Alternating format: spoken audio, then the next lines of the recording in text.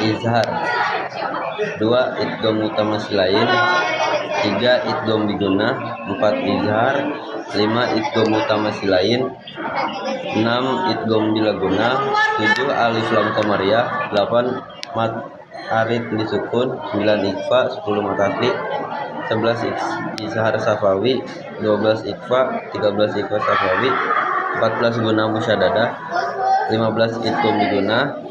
16. Gunah musyaddadah. 17. Mat arid disukun. 18. Mat sila gosiroh.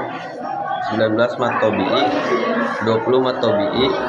21. Mat wajib mutamatsilin dan 22. Mat wajib mutamatsilin. 2. Menurut Jalaluddin Muhammad bin Ahmad Mahalni dan Jalaluddin Abdurrahman bin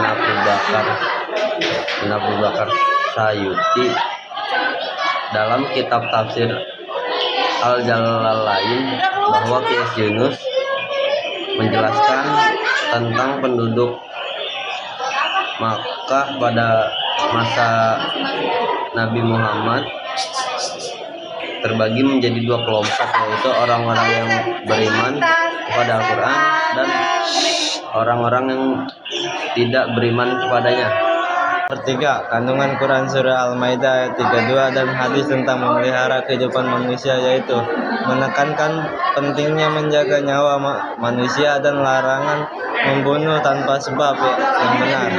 Barang siapa yang membunuh seorang jiwa karena kesalahan satu jiwa, maka seolah-olah dia telah memelihara kehidupan manusia semuanya. Nomor 4, Surat Al-Ahzab ayat 35 menjelaskan tentang sifat-sifat orang beriman, termasuk menjaga kehormatan. Menjaga kehormatan penting dalam Islam. Kamu menekankan harga diri dan martabat seseorang. Sifat-sifat orang beriman: 1. Muslim. 2. Mukmin. 3. Tidak dalam ketaatan. 4. Benar. 5. Sabar. 6. Khusyuk. 7. Bersedekah. 8. Berpuasa. 5. Menjaga muru'ah di antara contoh muru'ah dalam kehidupan sehari-hari. 1. Berpakaian sopan dan bersih. 2. Menjaga ucapan. 3. Tepat waktu dalam janji dan kewajiban. 6. Ali Abdul Halim 2010 khusus dapat dibagi menjadi 3, yaitu 1. Ikhlas karena takut kepada Allah. 2. Ikhlas karena menghadap pahala dari Allah. 3. Ikhlas karena cinta kepada Allah. 6. Ali Abdul Halim 2010 ikhlas dapat dibagi menjadi 3 tingkatan, yaitu 1. Ikhlas karena takut kepada Allah. 2. Ikhlas karena mengharap pahala dari Allah. 3. Ikhlas karena cinta kepada Allah. Yang nomor 7, menurut Ibnu Hajar penulis kitab Fath al-Bari, malu dibagi menjadi 2, yaitu malu naluri atau yang disebut gorizah, yakni sifat malu yang Allah ciptakan pada diri hamba sehingga mengantarkan hamba tersebut untuk melakukan kebaikan dan menghindari keburukan. Yang kedua, malu yang dicari atau yang disebut muhtasab. Sifat malu ini ada kalanya bagian dari iman, serta rasa malu sebagai hamba di hadapan Allah pada hari kiamat, sehingga menjadikannya mempersiapkan bekal untuk menemui Allah di akhirat nanti. Yang kedelapan, menurut Abu Sulaiman Ad-Danari, zuhud adalah meninggalkan sesuatu yang dapat menyibukkan diri sehingga melalaikan Allah. Yang kedua, sedangkan menurut Ragib Al-Isfarani menjelaskan bahwa zuhud bukan berarti meninggalkan usaha untuk menghasilkan sesuatu, seperti yang banyak disalahpahami orang, karena yang seperti itu mengantarkan pada kerusakan dalam dan bertentangan dengan takdir dan peraturan Allah. Pengertian adab menggunakan media sosial dan cara menggunakan media sosial yang sehat. Adab menggunakan media sosial adalah etika yang harus dipatuhi oleh setiap pengguna media sosial agar tidak merugikan pihak manapun. Nah, cara menggunakan media sosial yang sehat adalah dengan membatasi penggunaan harian media sosial, lalu memilih konten-konten kegiatan yang positif dan bermanfaat, dan menjaga etika ketika berinteraksi. Lalu, sebutkan adab menggunakan media sosial dan penerapannya dalam kehidupan sehari-hari. Yang pertama adalah menggunakan bahasa yang sopan dalam berkomentar. Yang kedua adalah menggunakan media sosial sebagai sarana penyebar kebaikan. Yang ketiga adalah tidak menyebarkan informasi bohong. Terus yang keempat adalah menghindari berburuk sangka yang dapat merusak hubungan sosial dengan orang lain. Rukun pernikahan yang pertama, calon suami benar-benar laki-laki, bukan haram dinikahi bagi calon istri, tidak terpaksa diketahui identitasnya. Terusnya yang kedua, calon istri benar-benar perempuan, bukan wanita, haram dinikahi, identitasnya jelas. Terusnya tidak melakukan ihram. Terusnya selanjutnya yang ketiga, wali. Islam balik, berakal sehat, bukan budak, laki-laki, adil. Jika perempuan tidak memiliki wali, maka pewali mewakili kantor KUA dengan kantor KUA. Terusnya yang keempat, dua saksi syarat ini hampir sama dengan wali. Islam balik, berakal sehat, bukan seorang budak. Terusnya adil dan tafsih.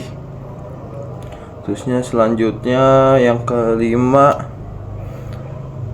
hijab kabul. Yang pertama, hijab kabul dilakukan dalam keadaan bersambung, artinya antara menghafalkan hijab kabul. Terusnya yang kedua, tidak ditambahi dengan keterangan jangka tertentu. Yang ketiga, lafaz jelas. Yang keempat, hijab kabul menggunakan kalimat nikah tajwid. Yang kelima, boleh menggunakan selain bahasa Arab. Selanjutnya nomor 11, yaitu sebutkan hukum dalam pernikahan. Yang pertama, wajib bagi seorang yang mampu dan khawatir terjerumus dalam perzinahan. Yang kedua itu sunnah bagi yang mampu tetapi tidak khawatir terjerumus dalam maksiat. Yang ketiga itu ada mubah jika tidak memiliki dorongan kuat untuk menikah atau tidak menimbulkan mudarat. Yang keempat itu ada makruh bila khawatir tidak bisa berlaku adil atau tidak mampu menafkahi. Yang kelima itu bila yakin tidak mampu menunaikan hak-hak pernikahan atau menyakiti pasangannya. Macam-macam talak itu dibagi jadi 5. Yang pertama itu ada talak kasih, talak salah satu. Selanjutnya, dari masa iddah adalah sebagai penghormatan atas hubungan pernikahan yang pernah dijalani sebelumnya.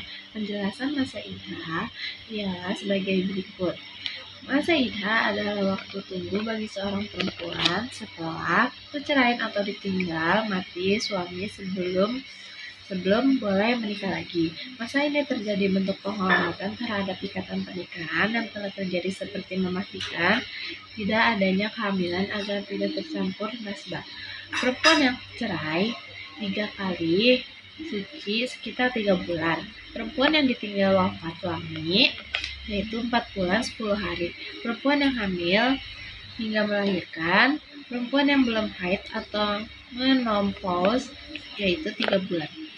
Selanjutnya ada macam-macam talak. Talak dibagi menjadi 5, yaitu talak rasi. Talak 1 atau 2, suami masih bisa rujuk selama masa iddah. Yang kedua, talak bain sukra. Itu talak ini suami tidak boleh rujuk kecuali dengan akad dan mahar baru. Yang ketiga itu ada talak bain mubari. Talak 3, setelah ini suami tidak boleh menikahi kembali kecuali istri sudah menikah dan dengan lelaki baru dan berpisah. Yang keempat itu ada talak sunni. Talak yang dilakukan sesuai ketentuan syariat yaitu pada masa suci. Yang terakhir itu ada talak bidi. Talak yang tidak sesuai syariat seperti menalak sang istri sedang haid atau dalam keadaan suci tetapi telah digalui. Nomor 13, jelaskan perbedaan pemikiran dan pendidikan KH Ahmad Dahlan dan KH Syamsi Asy'ari. Yang pertama, Ahmad Dahlan pendiri Muhammadiyah, terusnya KH Syamsi Asy'ari pendiri Nahdlatul Ulama. Terusnya pemikiran agamanya Muhammad Dahlan mendukung pembayaran istirahat dan konteks kekinian. Terusnya Muhammad Syahim Asy'ari menjaga amalan-amalan tradisi Islam Nusantara. Oke, yang nomor 14, jelaskan perbedaan Muhammad Ali Pasha. Yang kedua, Rifah Baidawi. Yang ketiga, Jamaluddin. Yang keempat, Muhammad Abdah. Yang pertama, tokoh pembantu politik. Yang kedua, tokoh pembaharu pemikiran. Terusnya yang ketiga, tokoh pembaharu politik. Yang keempat, tokoh pembantu pemikiran Islam dan pendidikan. Ada nomor 15, yaitu Rasul tidak ada ulama fonis asal Suriah yang mendorong pembaruan Islam melalui istirahat dan penolakan terhadap takrif sambil mendukung kemajuan modern.